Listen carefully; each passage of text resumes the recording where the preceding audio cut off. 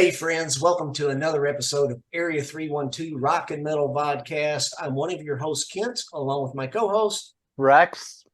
Friends, today we have several special guests today, and we're kind of basing this around one of our dear friends. We call him Uncle Dorn Reppert.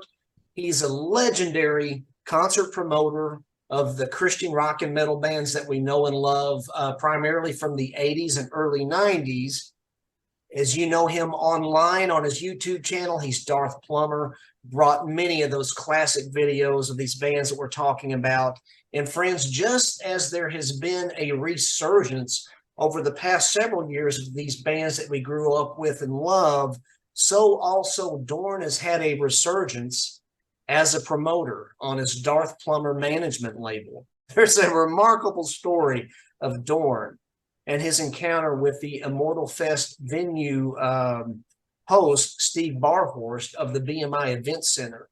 And we're going to delve into all that with Dorn. It's kind of a hang loose episode today. We're going to have a lot of special guests. And as you can see, my doppelganger, my superior doppelganger, that is, Luke Easter, formerly from Tourniquet and of the Pop Disaster. So, Luke, it's great to have you, buddy. Welcome back. Good to see you. Good to see you. Good to meet Dorn. And Dorn, it's great to have you. And friends, we're going to delve right into some things. We're going to be asking Dorn some questions, and then we're going to get into some questions with Luke. We're going to have some special guests pop in along the way. So if you hear the doorbell, please pardon the interruption. We're going to let a few friends in along the way. So, Dorn, I'm going to kick it off and ask you some questions. Dorn, I know that you love rock and metal music, as do we all, especially from bands that you hold dear to your heart that espouse a Christian worldview. Dorn, I'd like to ask, when did you first encounter what is commonly called Christian rock or Christian metal, and how did this music impact you? That was a long time ago, and it's been a long journey, but I was always into harder styles of music. My college days were spent, I was totally into what you would call secular music, I guess. At that point, I didn't know too much about Christian rock. And then I was introduced by a good friend of mine to the second chapter of Acts. Gave me an album, said you might be interested with this, which introduced me to Phil Keaggy and different things like that. You know, Phil Keaggy was on that. How the West Was Won, the album. And I really enjoyed it. I've always been a Matthew Ward fan, but even so, it still wasn't as hard as the music I was drawn to. I really liked the early forms of metal, I guess you would call, like, and symphonic metal, and I really liked the music that was classical. You know, it had all the right orchestrations and movements and changes in it and things like that. I really liked, but it wasn't until somebody handed me a Messiah Prophet album. I mean, I knew of Res Band, I knew of some other bands and that, but the first time I ever heard anybody refer to Christian metal was somebody gave me a Messiah Prophet album.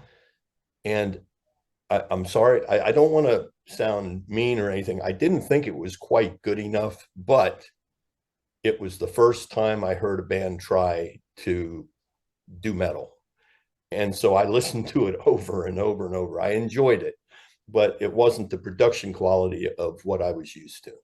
But anyway, that got me started. And that I don't know. I just started collecting every album I could get a hold of at the time, and one thing led to another, and that led me into promoting. So, Well, the impact it had, the impact it had on me was it changed my style as far as music I listened to. Gotcha. Well, I can only imagine, and Luke, as an artist, he knows that all the Christian rock and metal artists, they get the big budgets just like the mainstream to make an album. Isn't that right? Oh, yeah. No, sir. Right. No, sir. Yeah. Dorn, let me ask you, buddy. So Messiah Prophet, was it the Rock the Flock album? Yes, it was Rock the Flock. Yep. Yeah, and that's a cool album, and I know exactly what you're talking about. Maybe they didn't have the budget, but there were some great songs on that album. Now, Dorn, so that was the first band of the genre, which you said that you heard that was metal. Dorn, then when did your journey with Christ begin? Well, I actually grew up in an Assemblies of God home. Back when I was a kid, it wasn't called the Assemblies of God yet. It was just, at least not that I heard of, but it was, we were like a full gospel church, somewhat fundamental, very holiness oriented and things like that. So that's where I grew up. That's where I grew up. The church I went to was built, the stories of it, of how they got the materials during World War II when you couldn't find steel and nails. And I mean, they were straightening nails where they built our church. It's like, it was a miracle type of thing and really grabbed me when I was young. I gave my heart to the Lord at a very early age, but I've strayed many times over my 68 years. And that's kind of where the Christian rock came in, because it kept it in front of my face. Even when I was toward the end of my college career, I was starting to hear some music, but like I said, we're talking Randy Matthews and different things like that. The first, you know what, I just thought of this, the first hardest band I ever heard was a band out of Illinois, or is it Ohio, called the All Saved Freak Band. Joe Marco happened to be a real good friend of my uncle.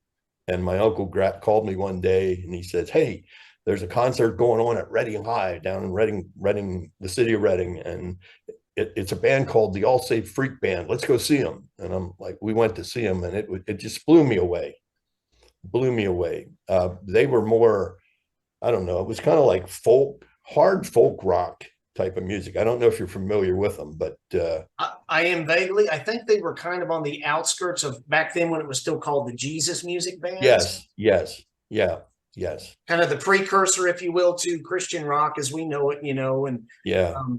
Now, Dorn, more than just a fan of these bands and appreciator of the music, you acted on that impact made in your life.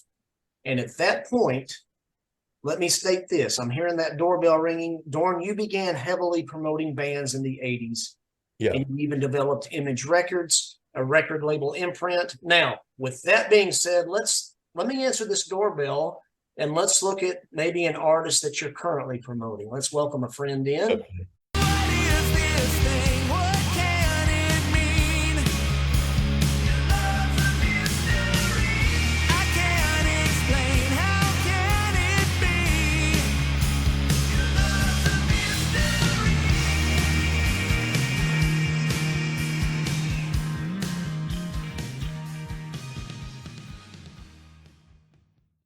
Hey guys. Hi, Nick Nick. Layton Hey, from Reign Nick. of Glory. Hey, good to Hey. be here. Hey, brother, welcome back. It's good to be in such esteemed company. Yeah.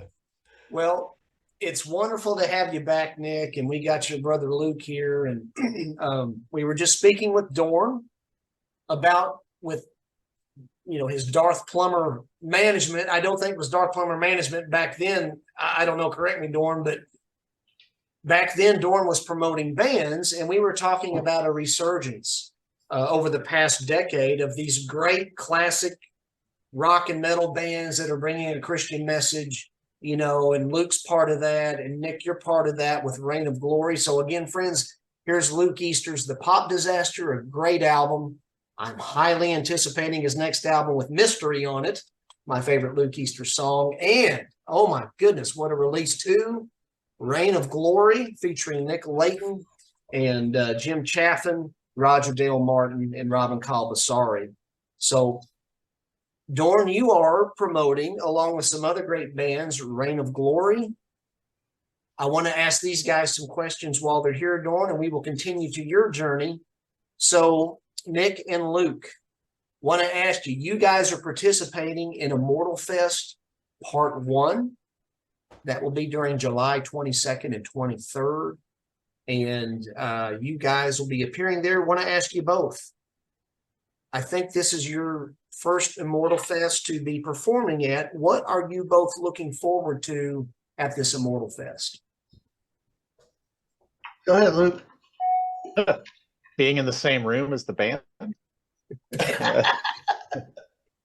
Meeting Nick and Roger Dale. I mean, the only one that I actually really know at all personally is Jim. I just saw him a couple weeks ago here in Nashville.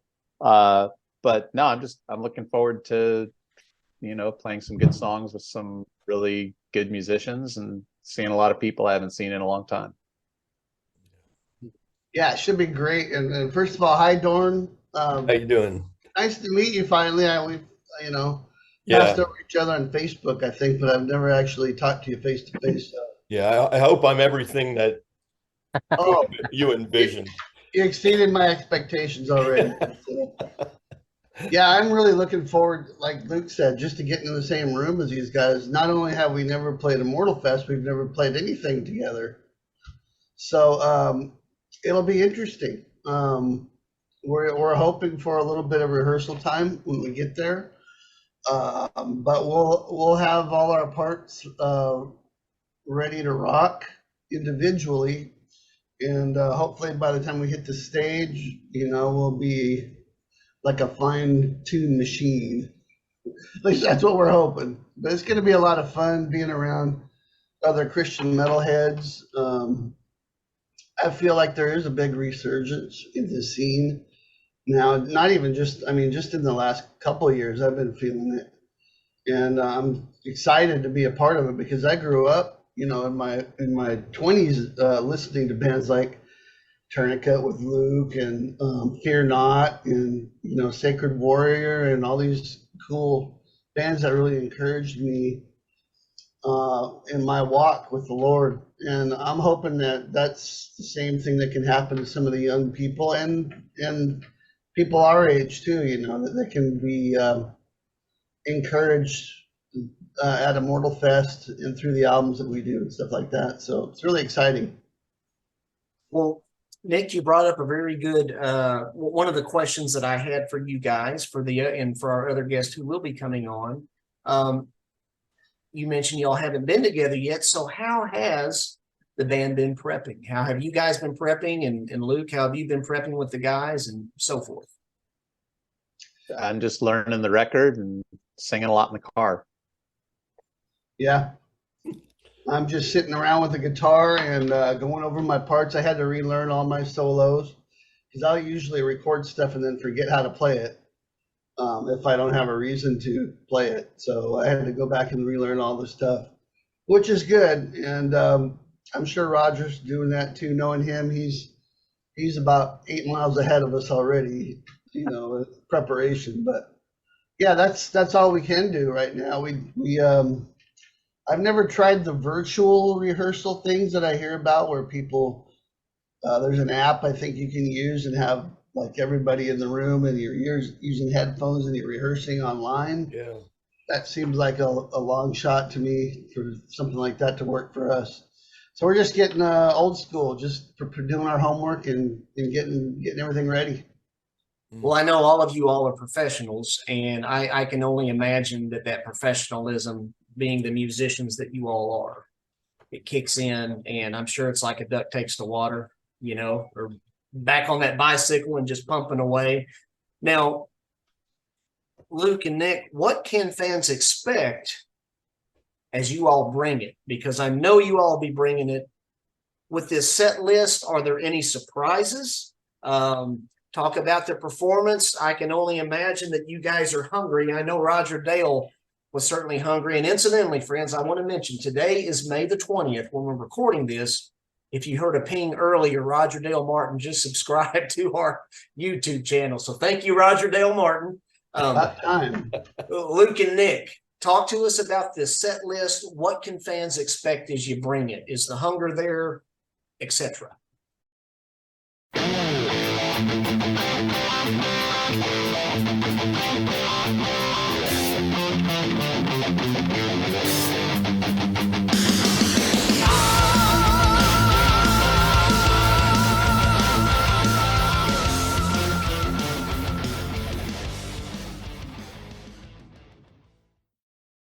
Have we decided? Are we doing Stonehenge? I'm hope hoping so. we can. I hope so. I was actually going for the capsules, that we could That get some of that would be going. good too. Yeah. We're just gonna go for it. I mean, we've got a good solid set. It's got a good flow in terms of the dynamic of it, and Yeah. we're just gonna go for it. I think it's gonna go well.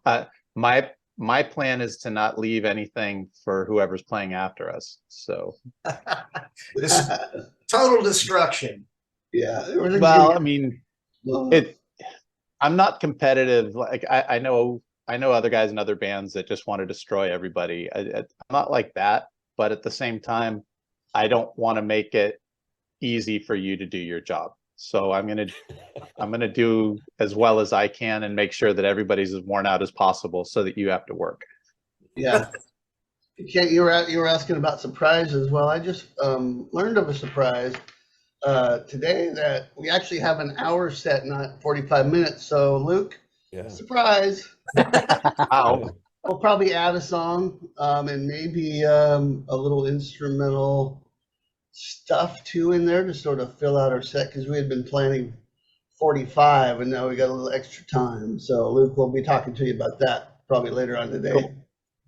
But yeah, so that's we'll be surprised. I don't know if you guys will be surprised or not, but it'll be a lot of fun to be on. The venue looks great, by the way. I haven't been to it yet, but the stage and just the pictures I've seen and the video I've seen of the crowd and stuff, it looks like it's going to be a really nice setup. So I'm really excited about that too. It's one of the nicest venues I've ever been in. Cool. Yeah. It really is.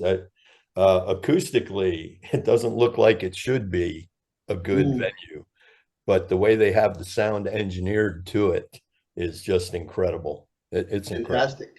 Yeah. Great. And the lights and lasers. I mean, it's a full-blown production to play there. So yeah, it's really good for the bands. Really good for the bands. That's so cool. Yeah. So cool. Gentlemen, let me ask you, Luke and Nick, do you guys have any new material for release on the horizon? In other words, what's in store in your respective paths?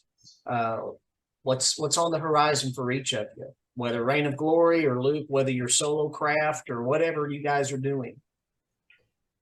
I'm in the final stages of writing. Actually tracked out a couple things, just sketched them out yesterday. And hopefully by midsummer, I'll be in the middle of doing that. Is one of those mystery, Luke?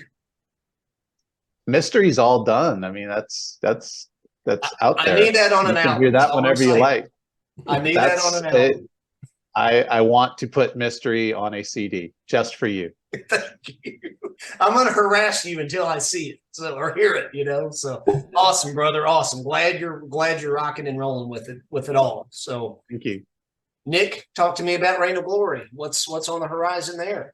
We haven't decided yet what the next step for Reign of Glory is. Obviously, with Robin kind of stepping aside for the time being, we're not sure where all that's going to go. But yeah, I mean, there'll be something. There'll be something, whether it's Reign of Glory or not. I do have a solo album I'm working on. It'll be out probably this fall, and I'm really excited about it. It's got a couple pretty well-known Christian vocalists on it, as well as some guys from the secular realm that you would all recognize too. So it's going to be really exciting. I'm working with a German label on that. So hopefully that'll be out this fall. So I'm getting pretty close to finalizing all the recordings on that. Well, that sounds great.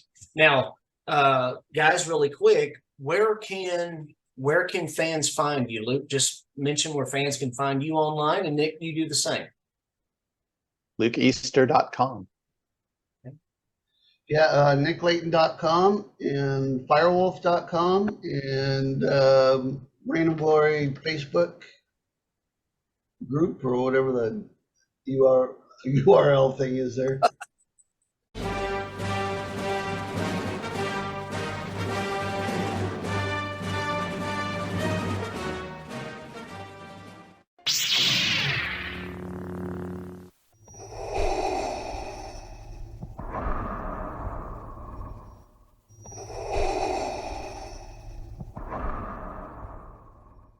Dorn, let me ask a question then for you and for each of these guys. Now, friends, again, we're talking about not only Darthplumber Management, and Darthplumber Management manages or helps Reign of Glory and a host of other bands. Reign of Glory is with the Darthplumber Productions. But Dorn and guys, I'm wondering, can any of these concerts, any of these performances, I should say, for Immortal Fest, could they be recorded? The reason why, because friends, this is going to be historical. We're talking about Luke Easter from Tourniquet, historical band. We're talking about Reign of Glory that has some historical figures in absolutely Christian rock and metal in it, you know. And guys, I'm not one on new bands per se, but when I saw the pedigree of Reign of Glory, you know, I had to get it, and I'm certainly glad that I did. But we're talking about Luke Easter meshing up with Reign of Glory for a historical moment in Christian metal. Dorn, is there any way for these recordings? I mean, so there was supposed to be in this past September, there was supposed to be video recorded. You know, the show was supposed to be recorded, and I have yet to see any of that. I think there was some kind of a glitch in the system when they started recording, involving between the actual video and the audio. There was a problem. The way I understand, and I'm hoping this comes to fruition, is that it's supposed to be videoed this time. They're supposed to be video shot. On that note, Dorn, pardon the interruption, I'm hearing my doorbell. It'd also be great to have some CDs and stuff. But let's see who our next friend is coming on board here.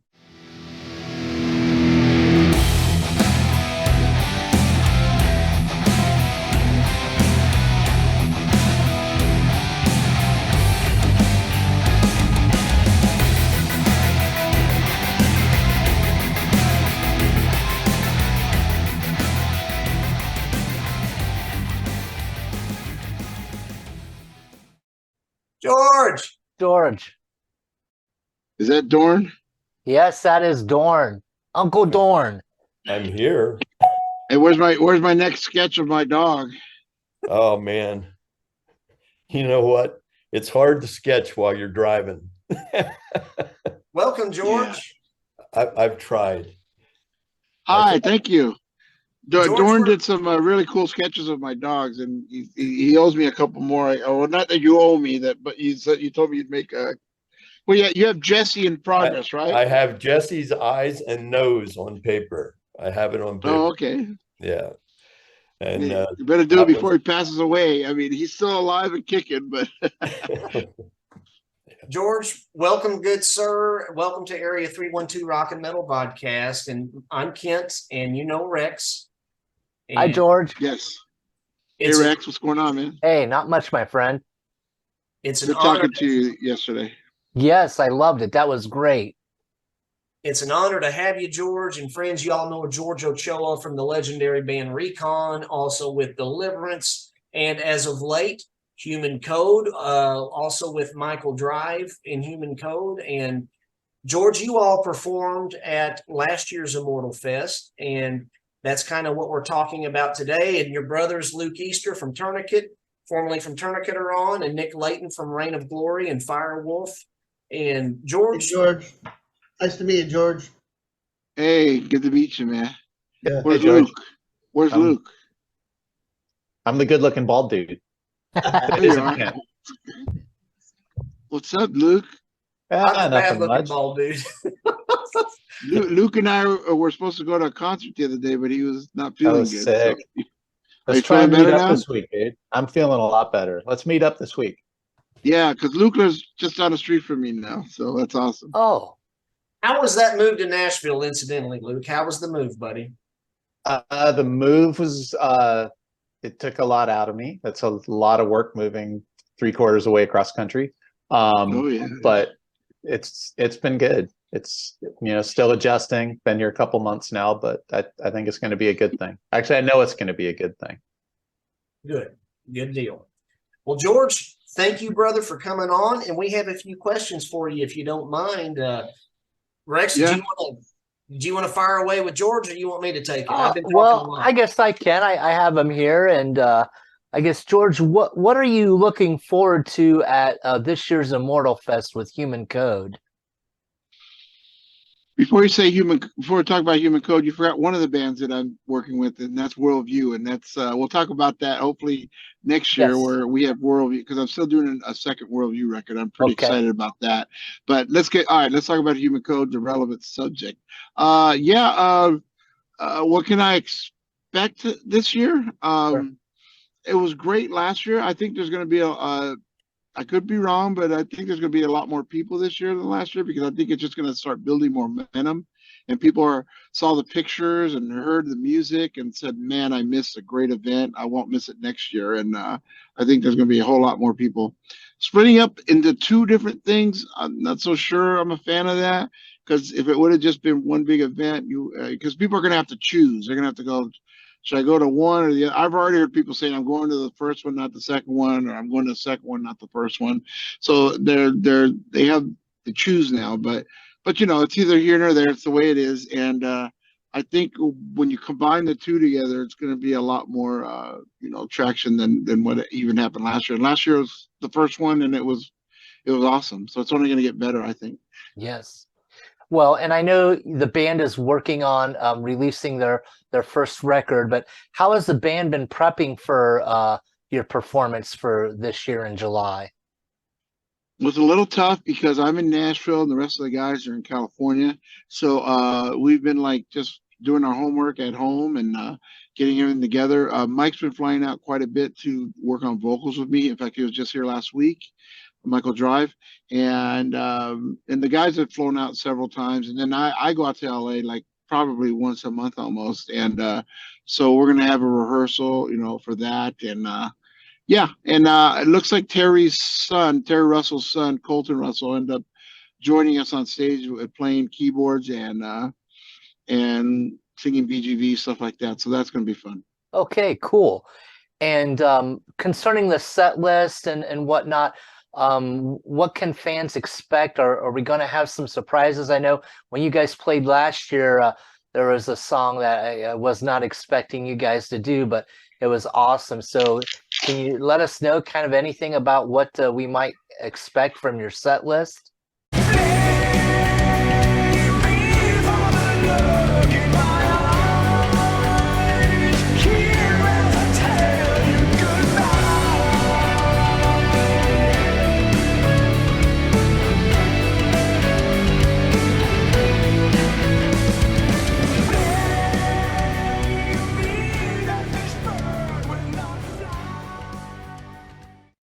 I don't know if I could let this out of the bag, but maybe. Well, and if you have to pass, that's fine, George. If you want it to be a surprise, that'll be. You know what?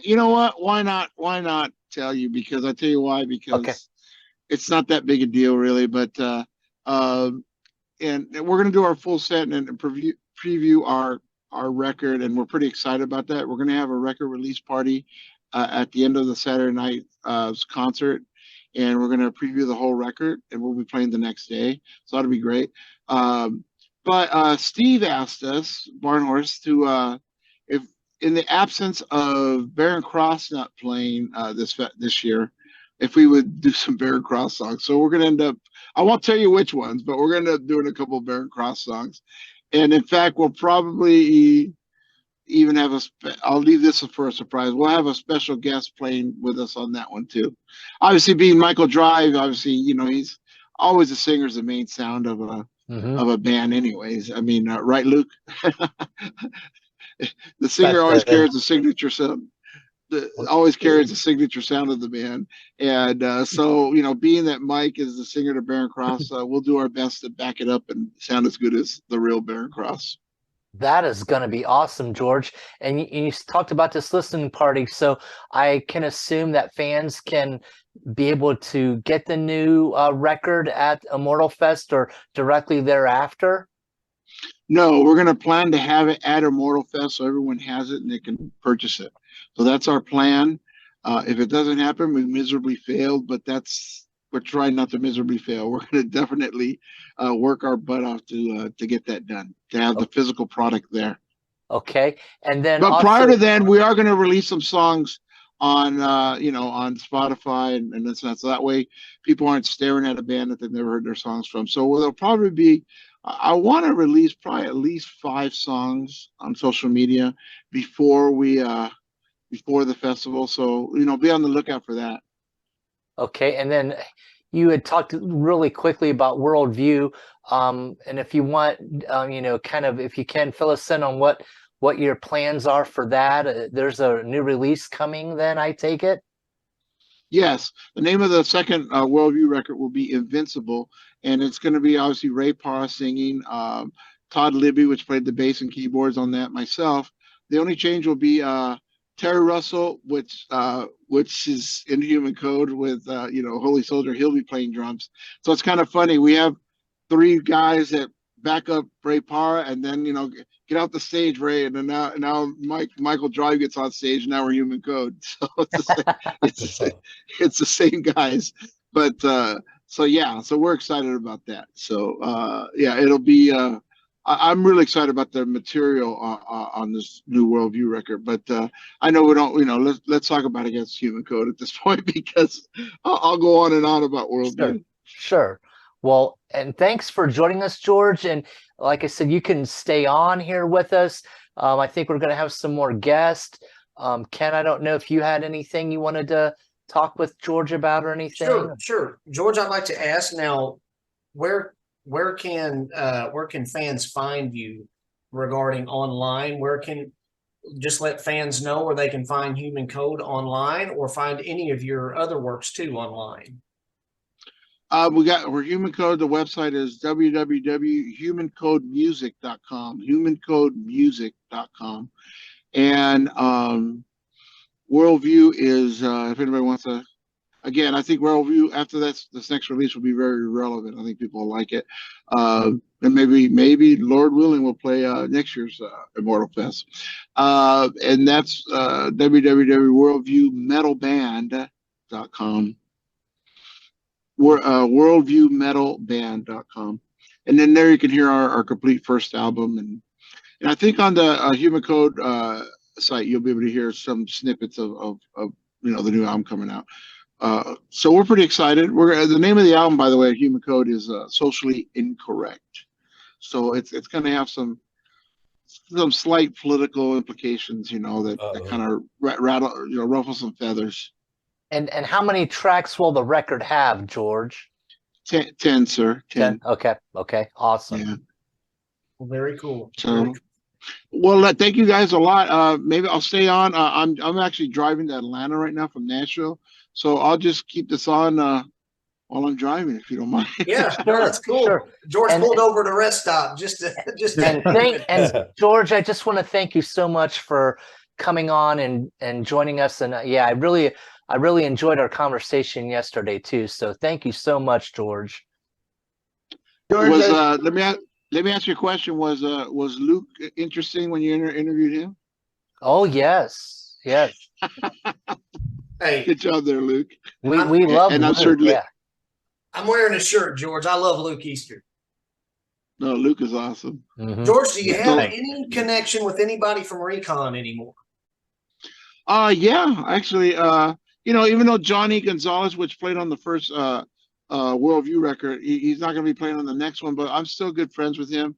Mike Grotto, I rarely talk to anymore, but I see him on social media here and there.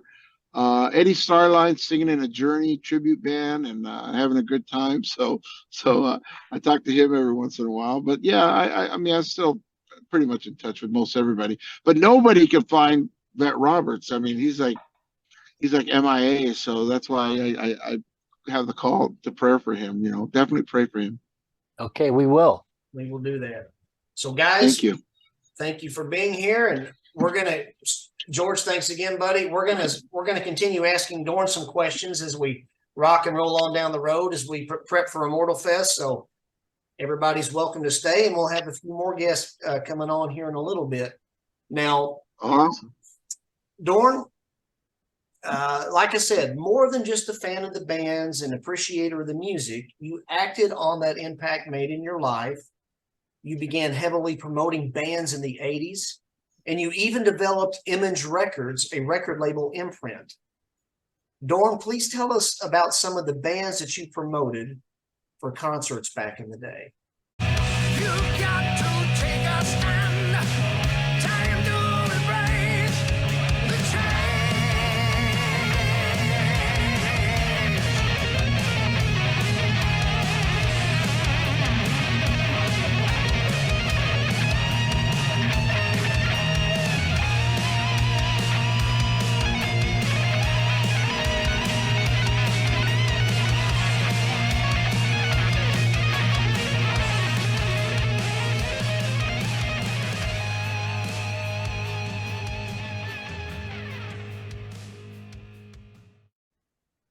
Well, it's there's a total of 51 that that I either promoted or worked with, or sometimes went on the road or just happened to be on stage videotaping. It's there's a lot of bands, 51 of them. Some of them you may have never heard of before.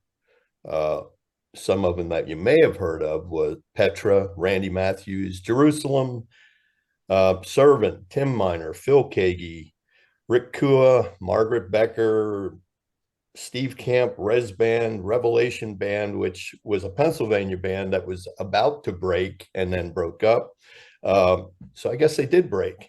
Anyway, Bloodgood, Barren Cross, Rob Castle's band, Believer, Defender, Hybrid Alliance, Crumbacher, Matrix, Taker, and it goes on and on and on. Actually, I had to write them all down because I couldn't remember them all. But anyway, Messiah Prophet, Youth Choir, Sacred Fire, The Crucified, The Human Condition, Camel Society Kings, The Reach, New Jersey, The Rain, David's Secret, Dreamer, Zion, David and the Giants, Rapture, Torn Perfection, which was my son's band. You've never heard of them, but they were decent. The Element, Canania, a Pennsylvania-based band, Striper, Daniel Band, Twice, White Cross, Staple, Daryl Mansfield, Vengeance Rising, Bashing the Code, Disciple, 111, Attack Force, The Walk, Hearts of Fire, and The Reach from Washington. And that is amazing, Dorn. And let's bring in our next guest. I'm hearing the doorbell, but that truly is amazing. That's why you're Uncle Dorn to all of us. Here's one band, though, that I bet will be new to you to get to meet. So let's bring in our next special guest. Jesus, Son of God, how we get so lonely. You are the living word. You are my one and only. Jesus, King of kings, Lord of my salvation. One name lifted up, the God of every nation. Stayce Roberts. Stayce Roberts of the Brave. Stayce, Yes, sir. I need to see you, brother. I don't think anybody needs to see me. There he is. There he is. What's up, guys? Hey, brother. Welcome. They told me if I waited long enough, you'd be here. So I keep putting you off, Luke. I keep putting you off. How you doing, guys? Good. good to see you, my friend. It's good to have you. And friends, you know our brother Stayce Roberts from the Brave. They have been kicking keister since Evie's Little Garden. They came back around, and then this past year they released this wonderful album, Great Digger. Stayce, it's always great to have you. Great to have you back, brother. And here with us, you know, Dorn, and then Luke Easter, Nick Layton from Reign of Glory, and Mr. George Ochoa from most recently Human Code. So Well, I think I'm a fanboy today because these are all people that I listen to and enjoy. So glad to be here, guys. Ditto, brother. Well, Do Stacey, you have more guitars? What's that? Do you have more guitars? Luke. He's always buying guitars, Luke. Come on. that's went the to Paul Stanley model. Yeah. Yes, it is. Yes, it is. And that's Pinky Tuscadero right there. Remember Pinky? Happy days. Yeah, exactly. Well, Stacey, let's talk about some happy days coming up. Now, brother, we had Nick and Luke. They'll be at Immortal Fest Part 1, and George Ochoa will be at Immortal Fest Part 1. Now, the Brave is going to be making its first appearance at Immortal Fest Part 2. So those are happy days ahead. Stacey, what are you and the Brave looking forward to at Immortal Fest Part 2? Well, the first thing is I love the fellowship part of this, where I mean, there's a lot of guys there that I never got to meet. A lot of us are friends on Facebook. I think everybody here I'm friends with on Facebook, but I haven't got to meet a lot of you in person. So I think the whole band's more excited about not just fans, but we're showing up as fans. You know, we're looking forward to. You know, it's always good to hang with my buddy Luke, but I want to meet all these other fine folks too. And I've been fans of all your guys' music for years, and so that's the number one thing that I'm looking forward to. But the second thing is playing together. We're working online. You know, I live kind of out in the middle of nowhere, so we have an app that we're working through called Elk Live, which so far, if we can work out all the kinks, it's working pretty good. So we are rehearsing. You know, I rehearse from here. Usually Freddie's behind me playing through my 5150, and then we got Malcolm in Indianapolis and John in Nashville. So far it's all right. And you know, we don't have all the vocals dialed right because there's still a little bit of a lag time. Although it's getting better. You know, I just paid a lot of money to get fiber optic cable ran to my studio, and I can't tell a difference to save my life, except the bill. So playing together is going to be the coolest thing, I think. My daughters, one's in Pennsylvania and one's in San Francisco, are both going to be there, and they've never seen their dad play live. So Cool. yeah. So Well, very cool. That kind of answered part of my second question, which was how has the band been prepping?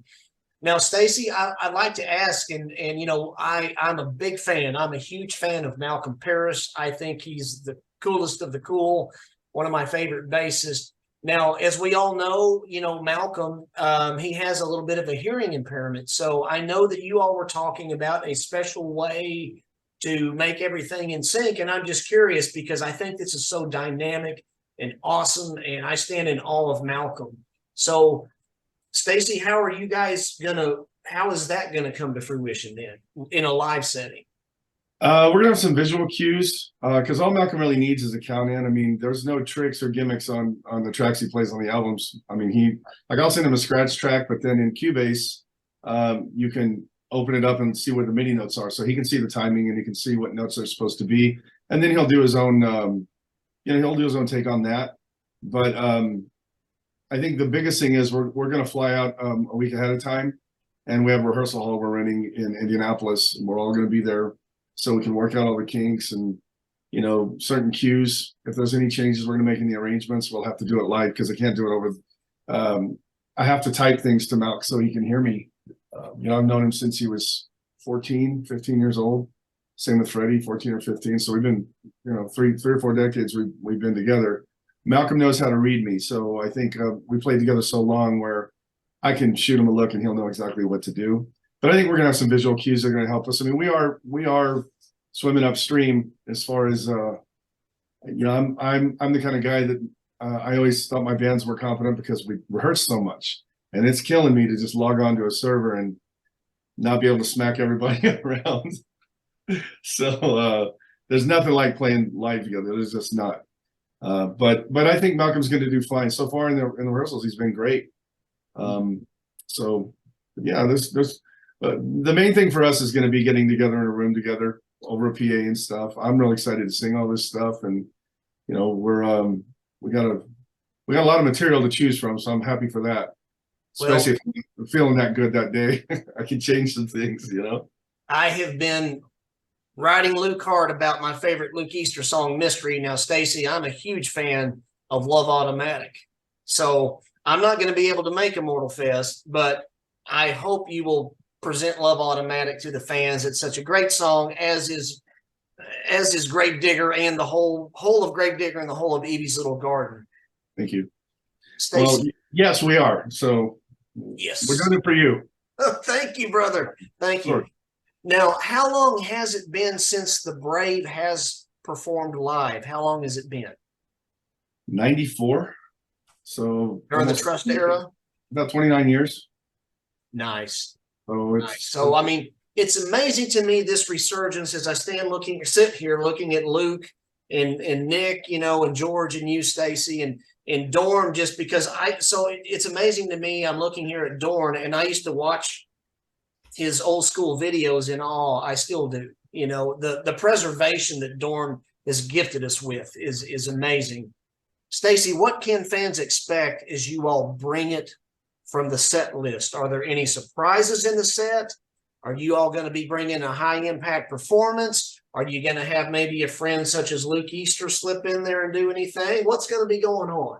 Got to be on love, automatic, go down ahead and share a little magic. Tune out the noise, turn off the static. We got to be on love, automatic. Say yeah, yeah, yeah, yeah, yeah. Everybody say yeah, yeah, yeah, yeah. Well, there's always discussions with Luke and I, so you never know where he might pop up. So we're gonna be playing stuff from every record except for Rise. I don't think we're gonna be doing anything from Rise.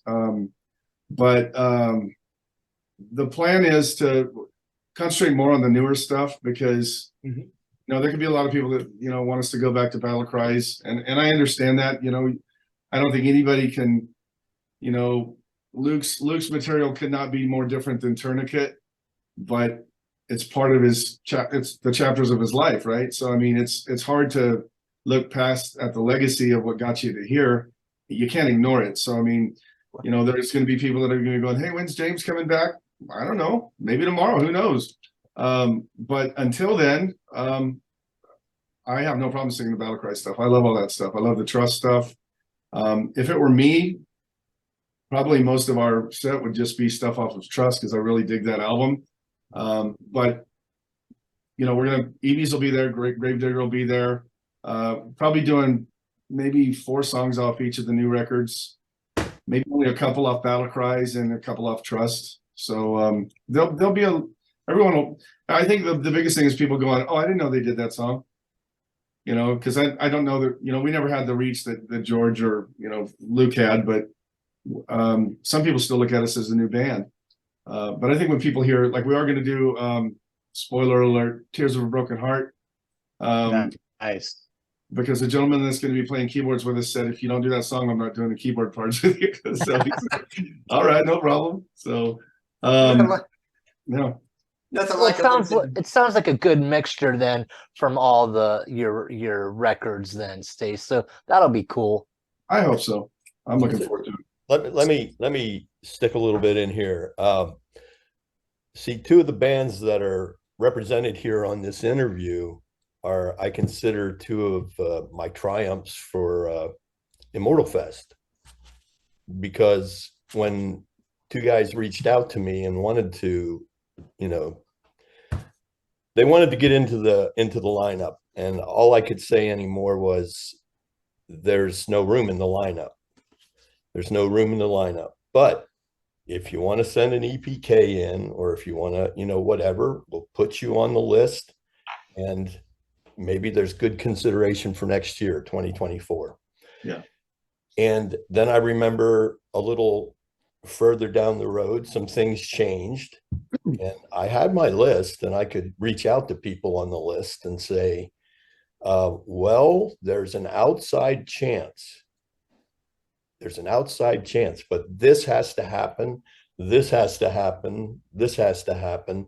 There, it's like the stars have to align just right, but there's an outside chance. And then to call back maybe a month later and say, some things have happened, and now I can't say it's definite, but there's an even better chance.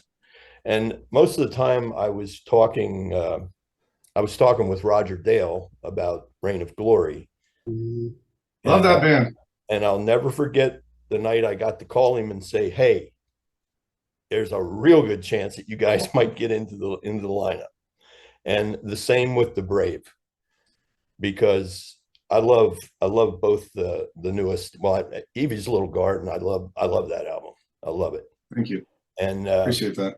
I was hoping against hope. And I don't want to say I didn't want to jinx anybody else, but there were those chances that this could happen. Yeah. And it's like you want the bands that are already there in the lineup, but then at the same time thinking, man, I wish these guys would have reached out sooner. I wish I would have talked to them sooner. And just having the Brave there. I mean, we've never met face to face. Good to meet you. Yeah, we've never met face to face, and I think I talked to John the most. Yeah. But I am so thrilled that Reign of Glory and the Brave are playing. I am so psyched. I cannot wait to see you guys perform. I can't. It's to me, it's actually one of the highlights in my career. Yeah. With all the bands that I've worked too. with, I am really looking forward to seeing you guys play. And thanks so much, Dorn, for doing that for us, because I know Roger peed his pants, I think, when and then he called me and I peed my pants, so we had a big party. So thank you for all the excitement you generated. Yeah, I was on stage with Roger in the Vengeance Rising days. I was on stage with him with a video camera. Cool. And anyway, that was the only time he and I ever met. So when I called him about it, I do all my calls are messenger video calls. So when I called Roger the first time and he's looking at me like, who are you? Guy, do I really? So you're actually telling me that you could possibly have us in at Immortal. And I'm like, well, I don't have the final say. But I get to make suggestions and things like that. And Luke, you were on the list too. You were on the list. I know. I reached out. I was very bummed when you said, no, sir, it's not going to happen. Well, you were on the list. You were one of those but where you fall on the list, it's like first come, first serve. You're going down. Because I would say to people, the list is finalized now, but if something changes and somebody drops out, there's another band ready to slide right into that slot. Yeah. And it was kind of funny though, because with Reign of Glory, a lot of things happened really quick to get them into the lineup. And I look forward to next year. And George, if you're still on, I'm not unhappy about the 2 weekends. I'm hoping next year we can do 3, or either that, or we're going to have to do an entire week. And I know at one point there was talk about Immortal maybe becoming a new cornerstone and being a bigger festival, outdoors and things like that. But for right now, I am as happy as can be that there's 2 weekends, and I am looking forward to July with a passion. I can't wait to get there. Can't wait to get there. Well, I'm sorry for jumping in out of turn, but that no. This is all about you, buddy. But let's welcome another friend in. All right. Let's welcome in another friend, and we can talk more, and we can talk about season passes and stuff. But here's our next friend. Let's see who the doorbell lets in here. I'm beautiful.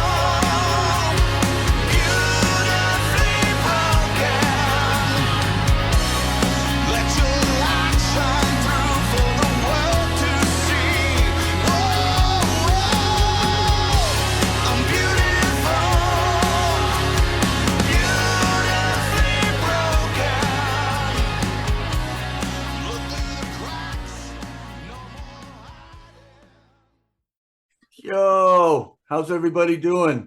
What's up, Larry? Good. Dorn, it's Larry Worley. No, is that Larry? Larry? Yeah. No, wait, say something, Larry, so I can see you. Can you hear me? Oh man.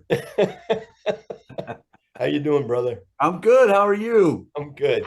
I'm I just good. want to say I'm not worthy.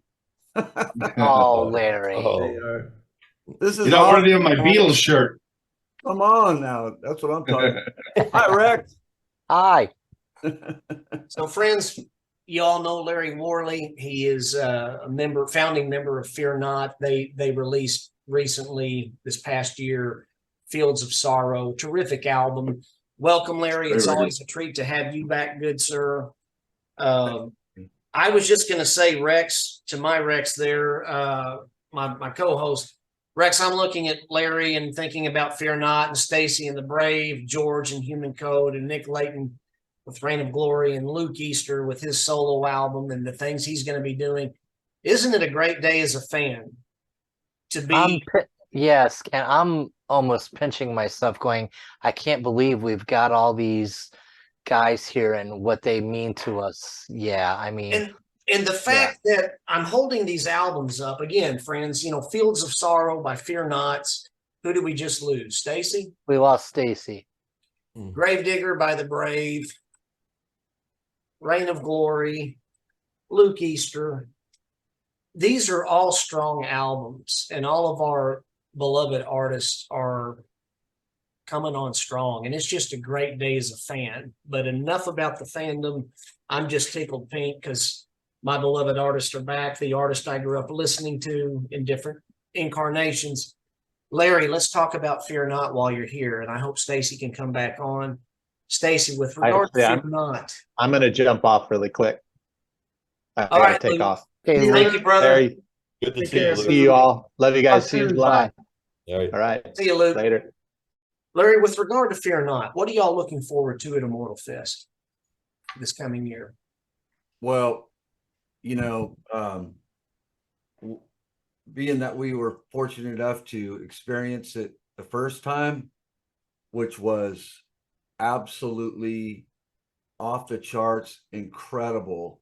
The camaraderie between the bands, just seeing everybody that you haven't seen in years, getting to hug their necks in the flesh,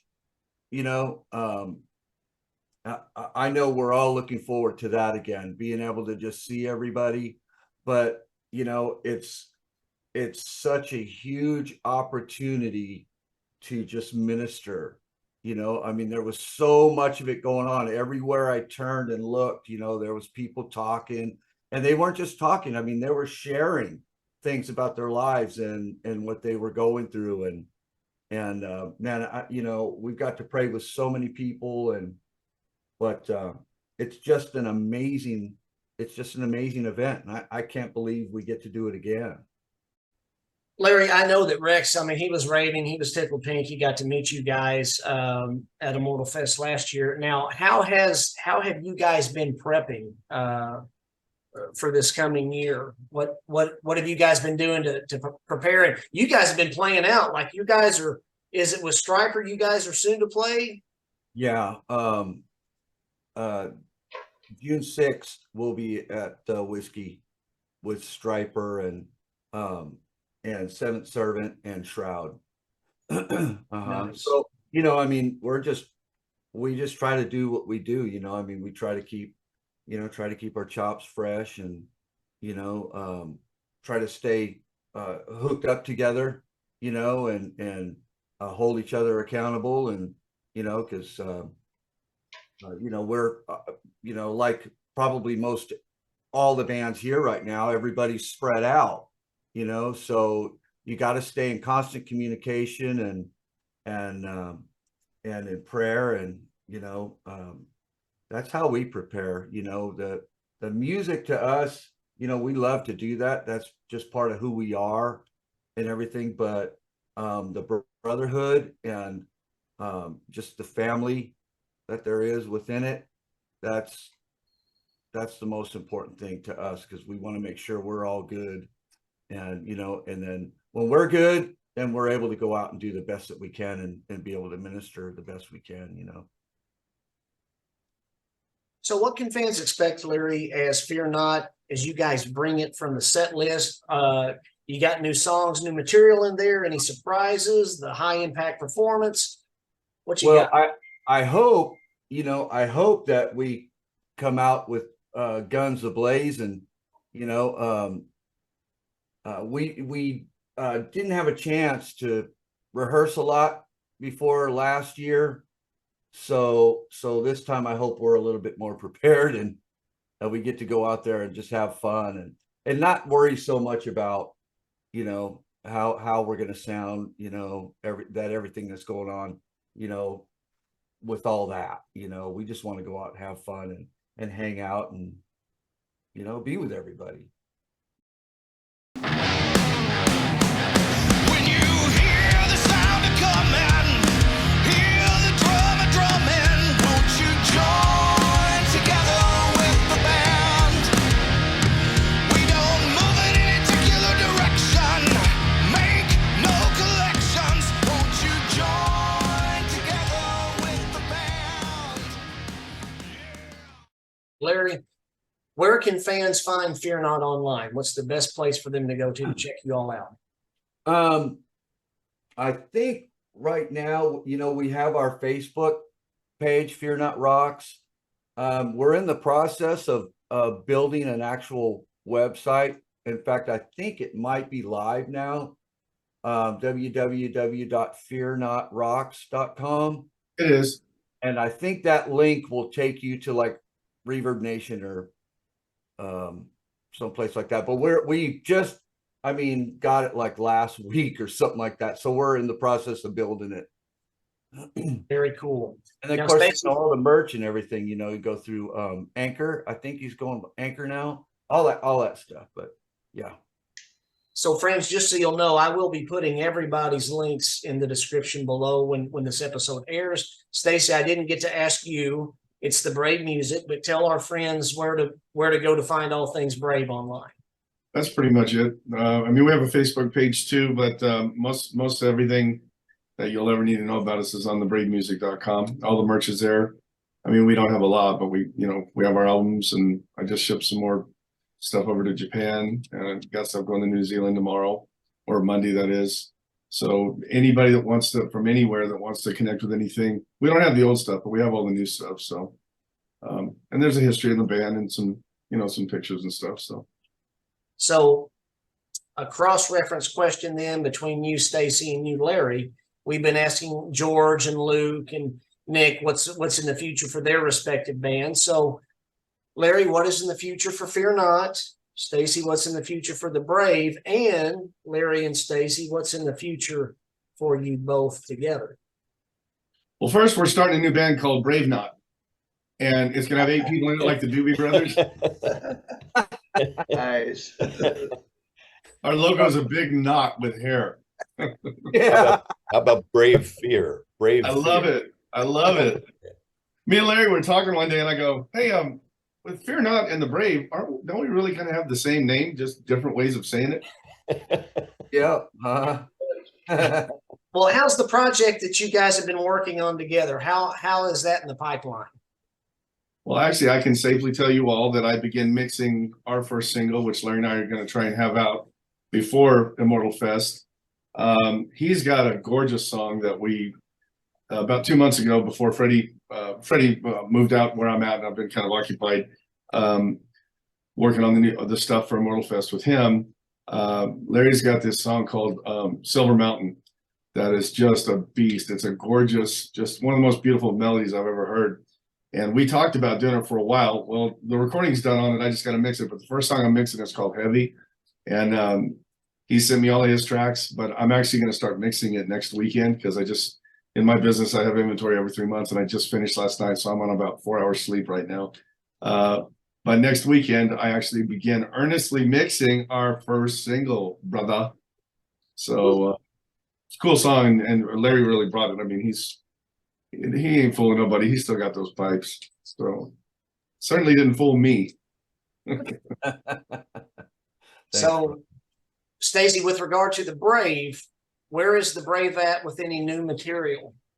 Oh, we got an album ready. I just got to send all the tracks to we're as far as a title, it's either going to be Carnival of Sins or The Fighter. But I've got way more songs than I actually need to be doing with a couple of optional ones because some folks have started asking me for some songs, and if there's some stuff that we don't use, I have a little bit of a locker going on right now with some stuff that if I don't give it to somebody else, we'll use it ourselves. Primarily, I really like to just stick with Larry and my band. I mean, that's the stuff I'm comfortable with, you know. I mean, Fear Not's not foreign to me. I've known him since they, you know, came on the scene. I mean, we've known each other for 30 years, so, and we're both fans of each other's talents and abilities and stuff. But as far as when we will release it, I'm trying to stay out of Jamie Rose's way because I know Calamity Kills is coming, and I can't wait for that album. But we're probably looking at the beginning of and I know George has some strong stuff coming too. So I think we're probably just gonna maybe release a single this year, maybe a couple of them, maybe next month even we're talking about, but we're not gonna release the album until first quarter of next year. So very cool. And Larry, I need to ask you about Fear Not. What's looking on the horizon for Fear Not? So I've been in the writing process. I think I have about 3 songs, you know, written and arranged. And then I'll send them off to the guys and they'll, you know, start adding their parts and all.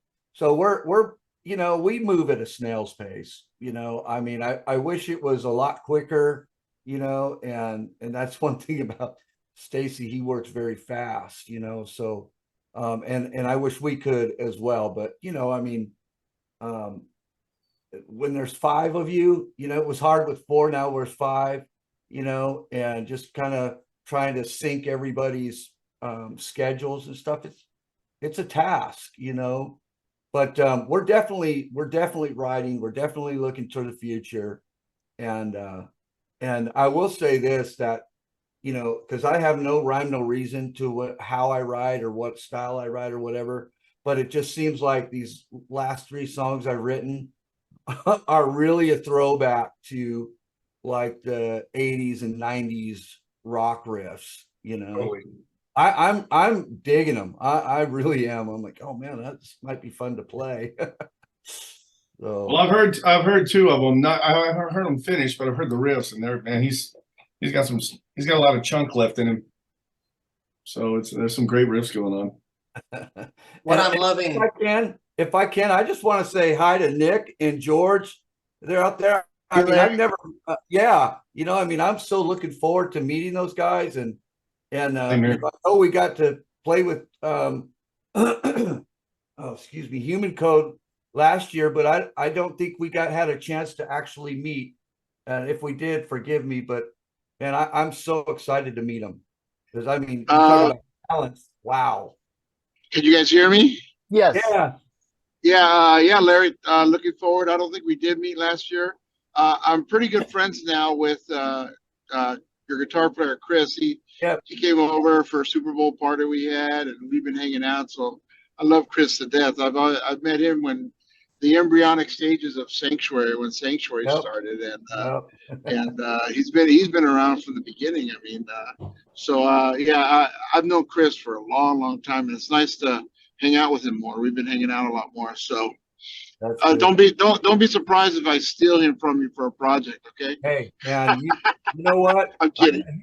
I'm kidding, man. I'm telling you, he is in high demand. I mean, you know, we don't keep anybody from anything. You know, I mean, use them. I'm fully kidding. We're all part of the same movement. So yeah, that's right. Well, since we are, George, can I have your studio? That thing's awesome, man. You can use it. Come on by. That is a beautiful. There's so much gear I'm looking at here. I'm looking at Nick's amps there. I want to just pull a U-Haul up there and take them. Oh man. Yeah, I have a lot of stuff there, but yeah. I mean, wouldn't it be fun if we did I was talking about this one day. Remember that song "We Are Stars" and all the Dio and all those guys? Yeah. We should do it. Somebody should write one, or I'll help write it too with you guys, and we should do a full-on Christian one, man. That'd be pretty cool. What a great idea. Yeah. And do it for like the charity could be like for Bob Beeman's like homeless ministry that he does. Awesome. Yeah. Great idea. Yes. All right. So who's gonna start that? Who's gonna write the song? It's you, George. I'll start it and I'll send it. Give me all your email addresses and we'll all collaborate and then we'll have those long guitar solos. Everybody will get like 10 minutes each. Now we're talking. All right. That would be awesome. That would be actually be a really good road show. Would. Yeah. All right, Dorn. So that's in your corner. So George will get the song written, and then we got 3 great guitar players here, and we can add more. And then Dorn, you get the road show going on. Yeah. Darthplumber Road Show.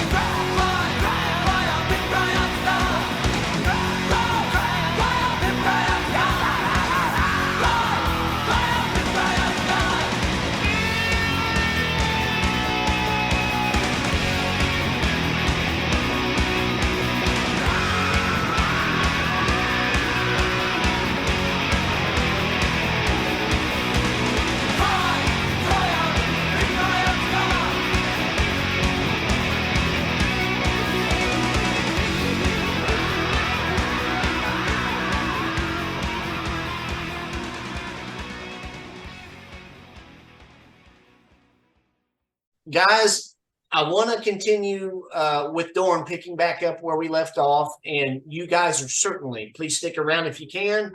I want to ask Dorn about a very neat story about how all this kind of came together with some of the bands and in helping Steve with Immortal Fest. So stick around if you can, and if you need to sign off, then please feel free. And thank each of you again for blessing us. Dorn, Thank you very much, guys. I'll go, so I'll see you. Thank you for having me. Okay. Thank you, George. We're thrilled to have you back for Human Code. Yeah. All right, thanks, man. It's a privilege. Thank you. Thank you, George. Thank you. Take care. All right. So, Dorn, I want to ask you before we move on into this really neat story about you and Steve connecting in life. I want to ask you about your record label, Image Records. Dorn, who were some of the artists on that roster, and when exactly did you start Image? Started Image Records in 1987, and actually started it because we had this dream of being the first honest record company. We wrote our contract big in favor of the bands. Yeah, I found out later you can't really operate honestly and make money. So that was one of the reasons why I left it behind after a while. But some of the bands that we had a band from Seattle called The Reach. Actually flew out to Seattle to see them play at a frat party out of college. And they would have been what I expected to be the beginning of grunge. Unfortunately, when they were produced, when we did the album, the producer turned them into a pop metal band. And so it was a pristine project. It was really good project, but it just wasn't what was starting to happen. We recorded Zion, did Thunder from the Mountain. That was our biggest claim to fame. another band called The Human Condition, which was an industrial type of music. I really liked it a lot. We did that. The Rain, which was kind of an alternative band, alternative rock out of California. Doug Lotta was the leader of the band. Great band. Dreamer with Dan McCabe from Daniel Band. I'm trying to think. There were other bands that we recorded, we put out on a sampler project and things like that, but never did full-blown projects with them. One of the bands that we offered a contract to was, I don't know if anybody ever heard of the band Believer.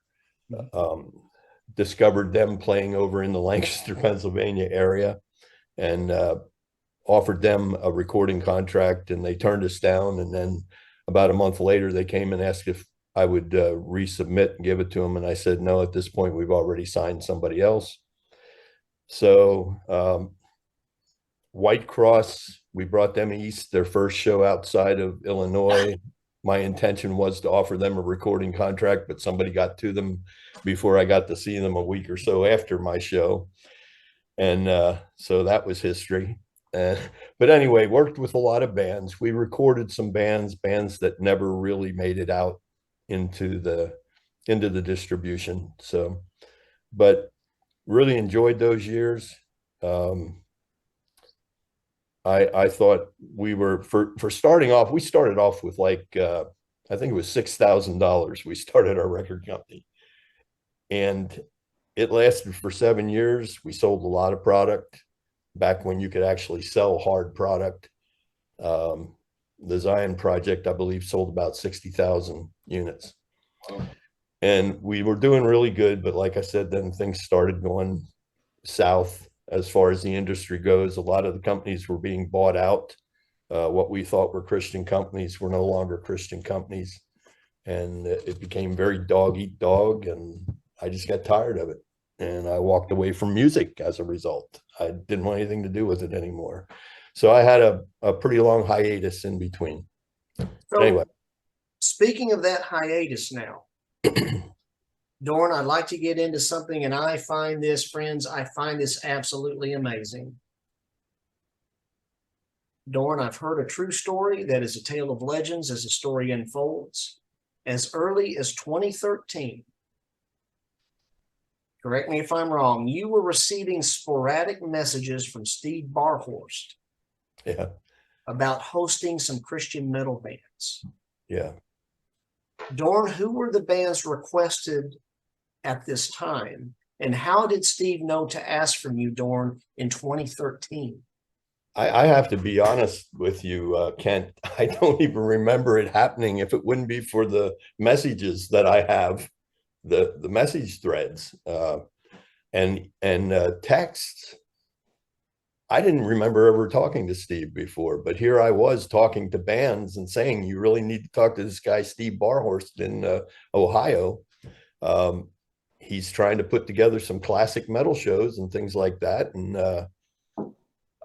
from talking to him, I was giving him my endorsement, telling all these bands. I have one with Rex Carroll. We went back and forth about, he reached out to me in 2010, and I didn't answer back to Rex until 2013 about Steve. And Rex Scott from X Center, Steve Whitaker from Barren Cross, all these guys I talked to back in 2013 about what would become Immortal. And this, friends out there watching this, when this airs, the Steve that we're talking about is Steve Barhorst, who is the owner of BMI Event Center, who hosts Immortal Fest. Now, Dorn, as the plot thickens, the way I understand the story, in February of 2022, you came walking through the BMI Event Center, and what T-shirt were you wearing? Well, number one, I was there as a spectator. I wasn't there working with any bands. I went to see White Cross and Bloodgood because it had been a while since I saw those guys face to face. And Les Carlson and I had been in contact quite a bit before, and he put me on the guest list to come out. So I went out to go to the show with White Cross and Bloodgood.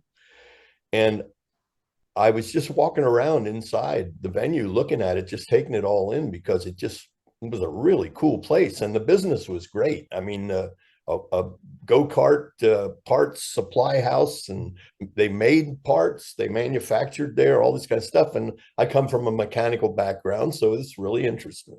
And at one point I was standing in the back of the venue, and actually Rex, right by the bleachers where you spent most of your time in September. But anyway, I'm standing there, and this guy comes walking up to me, pointing at me, and he says, I've been trying to get a hold of these guys for months. He said, I can't find any contact for information. And I'm looking at him like, what are you talking about? And he said, your shirt. And I looked down, I'm like, I was wearing this vintage 1980s Daniel Band shirt that was still like brand new. I mean, it was a nice shirt. And I said, Daniel Band? He said, yeah, I'm trying to get a hold of them. Yeah, I'd like to do a show with them. And I said, well, would you like to talk to him? He said, yes, that's what I just said. I'd like to talk to him, and I haven't been able to locate them. And I said, just a second. And I pulled out my cell phone, hit a couple buttons, and hello, Michelle, is Dan there? Yeah, yes, it's Dorn. I have a guy here who would like to talk to him. I said, okay. They were just coming out of Home Depot, by the way. So I handed the phone to Steve, and he just looks at me and he's like, hello. And they started talking. And anyway, finally he gives the phone back to me, said, thank you. And I was talking to Dan McCabe. I said, so what do you think, Dan? He said, well, he says, it's kind of ironic because Tony and I were just talking the other night about how we feel like we need to do something else. We need to do something again. And I said, well, this guy's talking about getting some kind of a festival together for September. He said, he'd really like to have you guys part of it. And he said, wow. No, I didn't say September. I said, he's trying to put this together. And Dan said, well, honestly, we would not be prepared to do anything before September. And I said, well, that's the month he's talking about doing the show. And that was history. They became part of the show. And apart from a couple roadblocks at the border trying to get over, they actually became a three-piece power trio at that point, because I think somebody couldn't get across the border, but hidden guitars and stuff like that in the van, and they were able to make it and do the show. And that was one of the coolest things that ever happened. I know people have been talking recently about how quick this Immortal Festival was put together, and you know, just it happened overnight. And it's like, no, it didn't. It took 9 years. God was planning on it 9 years ago in 2013, because I don't even remember talking to Steve. I don't. And I actually called up Rex Scott from X Center, and I said, Rex, were you negotiating with a guy in Ohio using my name? And he says, no. He said, why would I do that? I said, I don't know. All I know is I've got emails or texts telling this guy what X Center would need to play. And I said, I thought maybe you were talking to him and using my name or whatever, because I could not remember this. But anyway, it took 9 years to put it together. And I think where we are right now is on the cusp. We need to get this thing going and get it moving across the country.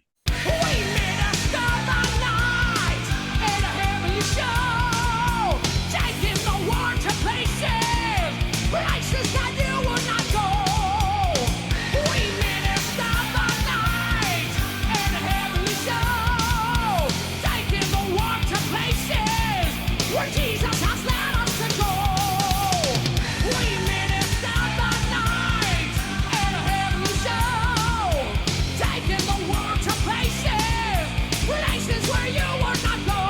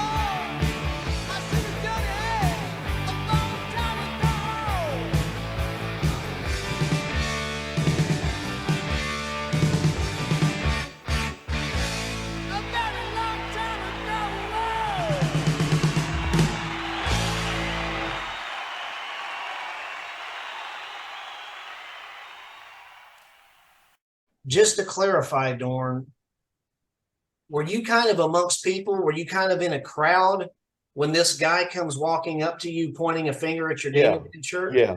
Yes. And Yes. you have never met, like Never. Steve has never met you before, and y'all No. didn't know the other, right? No, not at all. The reason why I'm bringing this up and being so very succinct about it is because, friends, what I find amazing, when Dorn told me this story, you can see how the Lord, I don't want to speak for God, but there's too many coincidences. Mhm. I believe the Lord has orchestrated this whole thing. Absolutely. The fact that here comes Steve Barhorst, who has a passion for sharing the Lord through these bands. And out of all the people there, he comes walking up to Dorn, who happened to be on Les Carlson's guest list. And Steve Barhorst is walking up to the very shirt that attracted him to Dorn, which was Daniel Band, who's the one person that had direct contact with Dan McCabe. It's Dorn Reppert. Mhm. And the story is amazing, guys. And here we are today. And friends, that's the exciting part, is the Lord has orchestrated this, I believe, and you heard the story for yourself. I'm looking here at the members of the Brave and Reign of Glory and Fear Not. And friends, our beloved bands from yesteryear have been back, and they're in full force. They're sounding better than ever, bringing that great classic rock and metal and modern production. That's the difference, is the wonderful modern production. And friends, we all have a chance to see them and hear them again at Immortal Fest. And that's why we're doing this. Dorn, we've talked about earlier how you acted on an impact that was made in your life back in the day when the Lord touched you through Christian rock and metal, and you started hosting bands through Darthplumber, and you released it back in the 80s. We have an opportunity to make an impact today. The bands are back in full force. They're sharing the Lord's good news and playing the great music. Guys from the bands, you guys speak up. Dorn, you speak up. How can we as fans help to make an impact for Immortal Fest and in support of the bands? Well, I think first off, Dorn, I just want to say how much I appreciate the opportunity, because I spent last Labor Day, being buddies with Larry. I was on YouTube. My wife and I sat here Saturday and Sunday, and as soon as a band plays, it's on YouTube. Yeah. So we weren't there. I'm out in California, so I'm a long ways off. But I had just found out about the festival from Larry maybe a month or two before, and I got to watch it on YouTube. And I just remember sitting on my couch going, "Well, that's what I want to be doing next Labor Day." And we hadn't played in forever. And John and I started talking, and he goes, "Well, why don't I just reach out? There's this guy named Dorn." So I wasn't aware of what you did or how this festival even came about. But if people want to support this, all you got to do is go on Facebook, because there's chat rooms, there's advertisements everywhere. You can go to the Brave website and see it. You can go to Fear Not and see it. You can go to Reign of Glory and on their Facebook page and see about this festival. But I can't think of a time in the last 30 years where this amount of cool bands, like I said, I'm just excited to go and watch people play as I am to play. Nobody's done this since the 90s. Yeah. So if people want to see this thing turn into what I think God's given you the vision of, they just need to put off that vacation, put off that new car. According to Joel Walker, if you sign up with his podcast thing, you can get a new Corvette anyway, so you can wait on the car. But do what you can to get to this festival, because I was so excited. I mean, there's not another show that happened in the last year that I was as excited about. Speaking of shows, Larry, I'll be at the Whiskey to see you in a couple of weeks, buddy. But yeah, if people want to help, man, just you can email me. I'll tell you anything you want to know that I know about it. It's 2 great weekends. You're not going to see anything like this anywhere else in America or anywhere in the world that I can think of. So let me I'll give you a little hint, a little secret, whatever. It's actually discussed to take Immortal on the road. Oh wow! Yes. Wow, It's being discussed, and very positively being discussed. I'll be a roadie. Yeah, well, I'll be your roadie. the idea, Zero. the I'll carry Nick's idea, guitars. the idea of Immortal on the Road is 4 bands, maybe one anchor that might do the whole thing. And then every zone you go to of the country, every area, then you pull in the bands that were Immortal bands from that area. That's cool. Great idea. And they join Great it on the road. So you have a rotation going at each different stop. And that's kind of the vision I have, the dream I have about it. But I also think in the meantime, you want to support this. Well, actually, Stacey, you hit the nail on the head. There's nothing like this out there. Nothing. And there's nothing like it. Number one, the bands are being supported by this, and the ones that are playing there. And we need to support the bands. Yeah. They're worthy of their hire. And Steve is passionate about this. He wants to see these bands out there ministering again.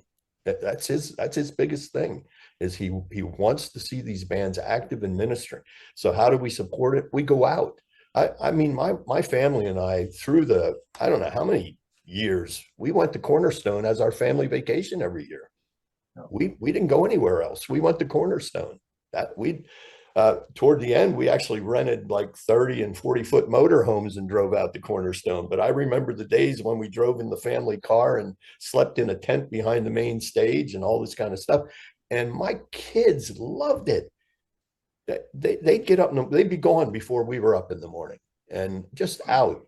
And as a result, my oldest son was skateboarding around the Grays Lake Fairgrounds. He was skateboarding around, and this guy came up and said, "Hey, you want to skate on stage tonight?" And he ended up skating with One Bad Pig.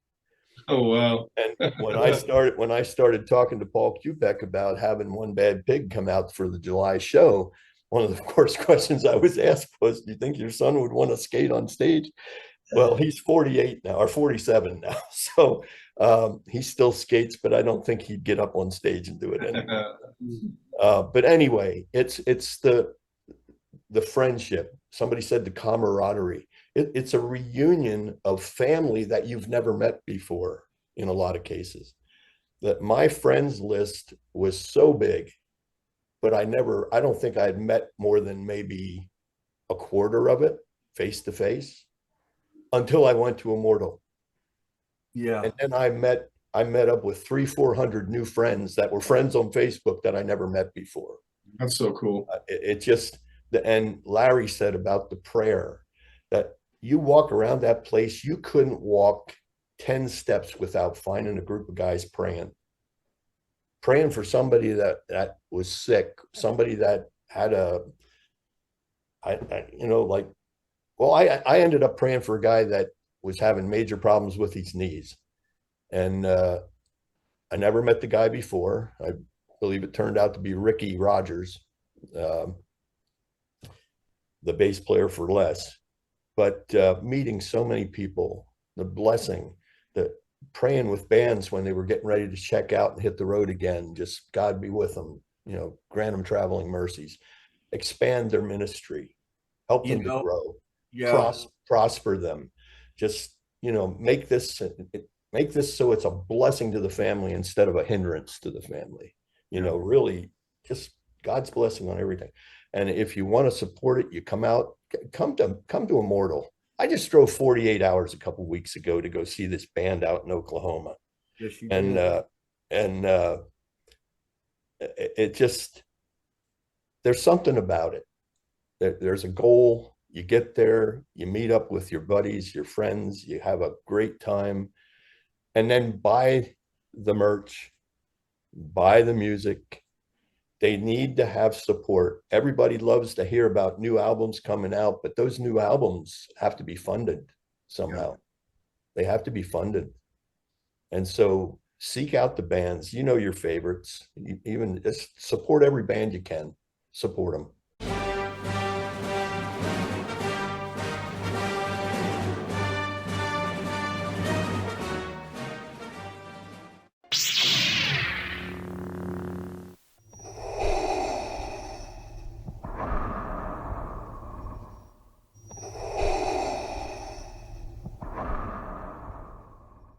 Well, and Dorn, from a fan's point of view, and like you've said some of this already, but one, the venue is top notch. Oh, absolutely. You will not find a better venue, and just how it's all laid out. There's a big area for eating and just chatting and talking. And what I was blown away by was like most of the bands are very accessible. They're right there on the floor in between concerts. Like you said, they're selling their merchandise. They're very, they want to talk to the fans. They'll pray with you if you need prayer.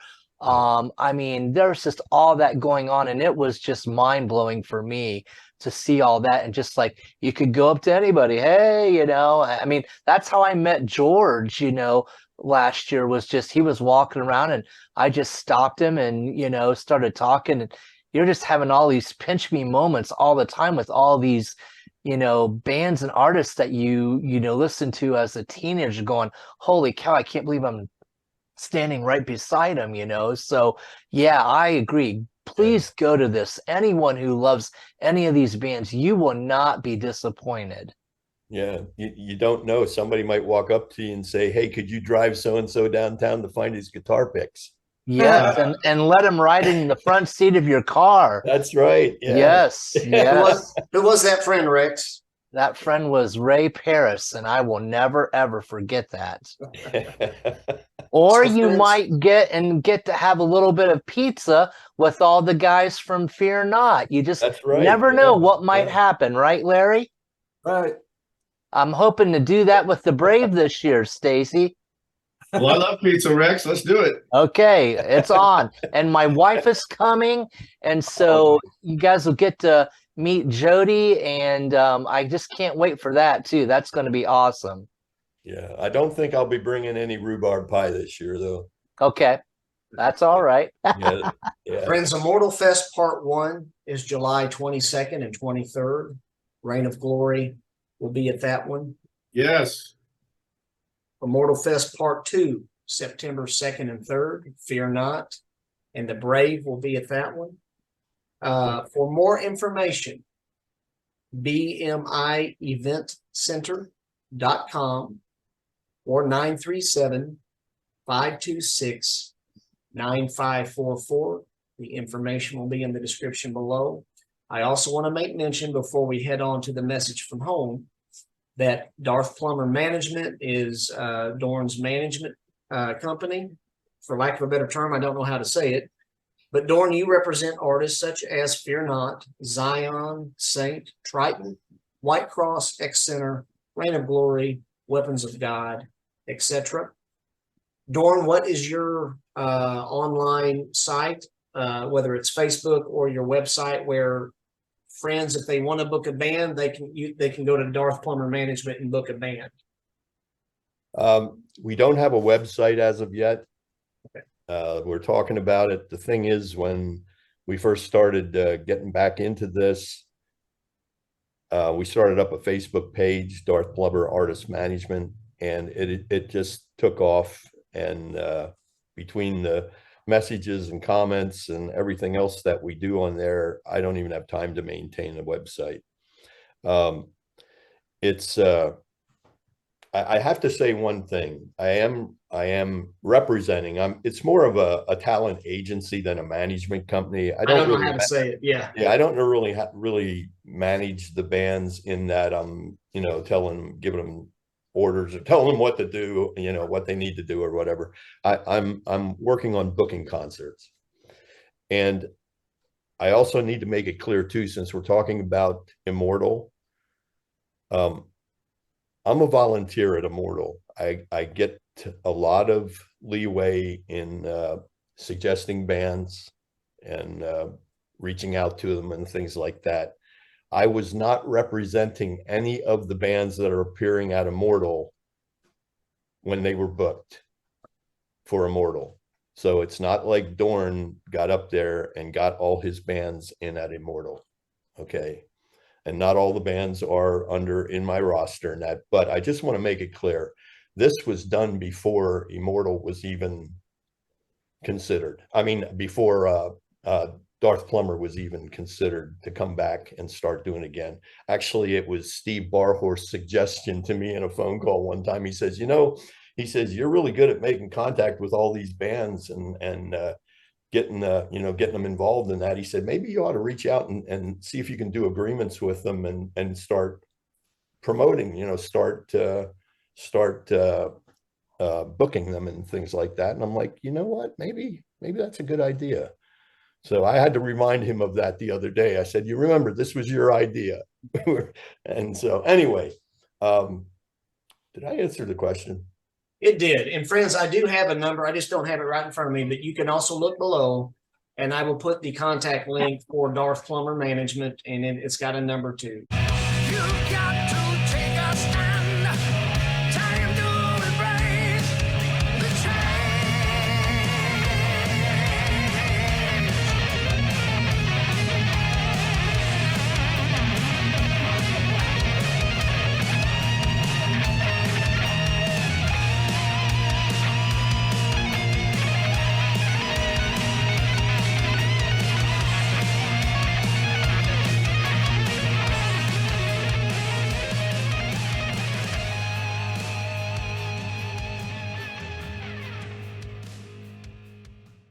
Dorn, thank you, sir. Nick, thank you. Larry, Stacy, thank you. Do any of you all have anything you'd like to add or say as we head on toward Message from Home?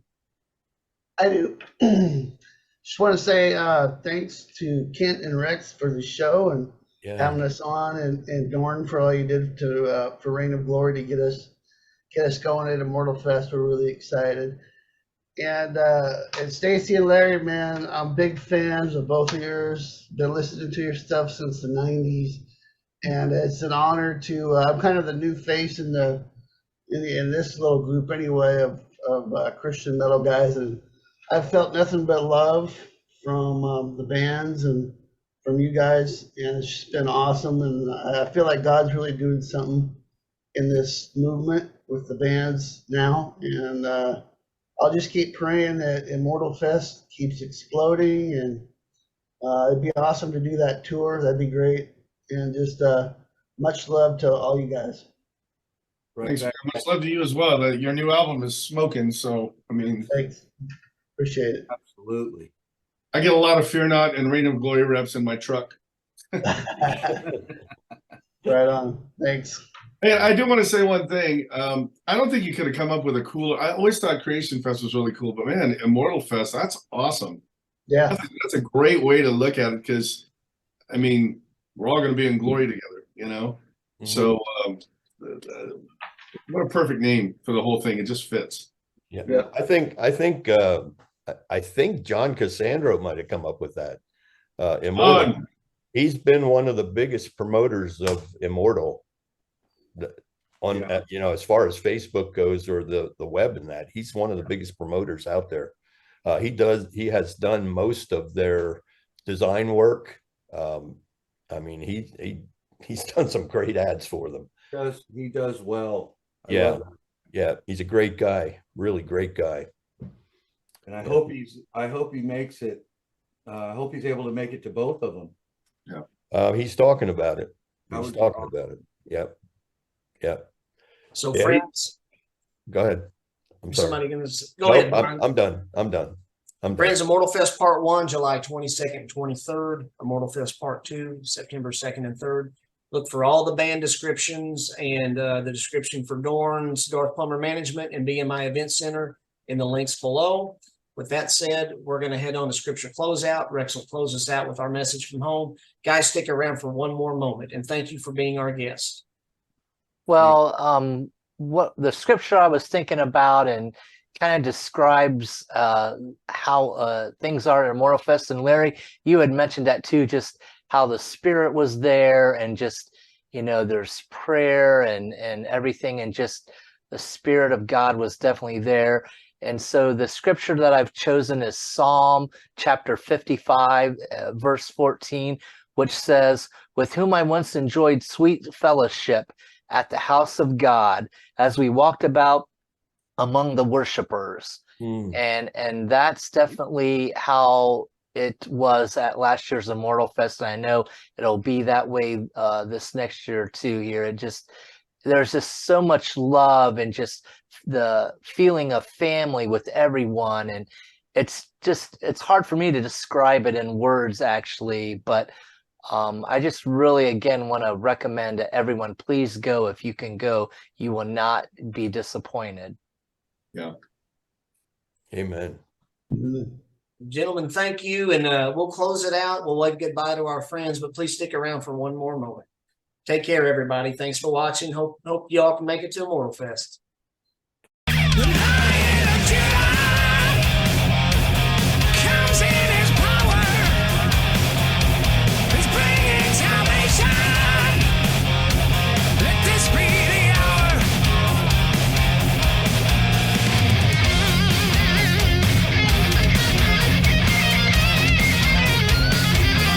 It's time to get ready. Get ready to rumble. Hold on, rock steady. And strongholds will crumble.